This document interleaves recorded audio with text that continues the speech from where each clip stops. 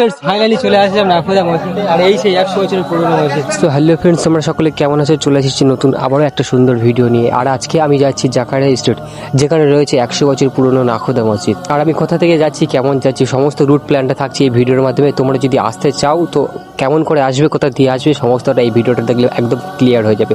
তো প্রথম থেকে শেষ পর্যন্ত পুরো ভিডিওটা তোমরা দেখতে থাকো বস।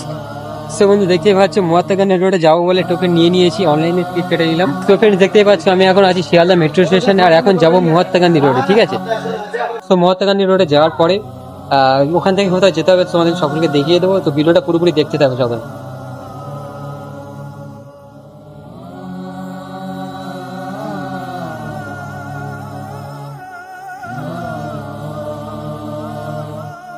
শিয়ালদা মেট্রো স্টেশন থেকে এসে পৌঁছেছি এক্সপ্ল্যানেডে, একটা স্টেশন পরে এক্সপ্ল্যানেড।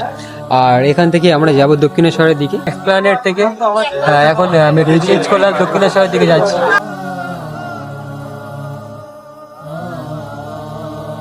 তো বন্ধুরা তোমরা দেখতেই পাচ্ছ এখন আমি মহাত্মা গান্ধী রোডে নেমে গিয়েছি, আর এখান থেকে আমরা উঠে যাবো এখন মেন রোডের উপরে। আমি এখন Mahatma Gandhi road metro station থেকে বাইরের দিকে বেরিয়ে যাচ্ছি, আর এখন চলে এলো এমজি রোড।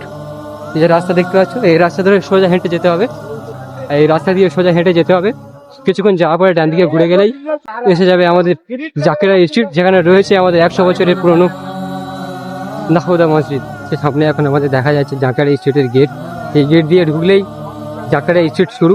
ফাইনালি চলে আসলাম আমরা কোথায়, জাকিরা স্ট্রিট পৌঁছে গেছি মোটামুটি। আর একটু পরে আমরা একটা শুনবো, আর সামনে মসজিদ আছে, সেখানে গিয়ে আমরা নামাজও পড়বো। পরবর্তীতে আপডেট করে যাবো। তো ভাই দেখো তোমরা, এখান থেকে শুরু আমাদের জাকিরা স্ট্রিট।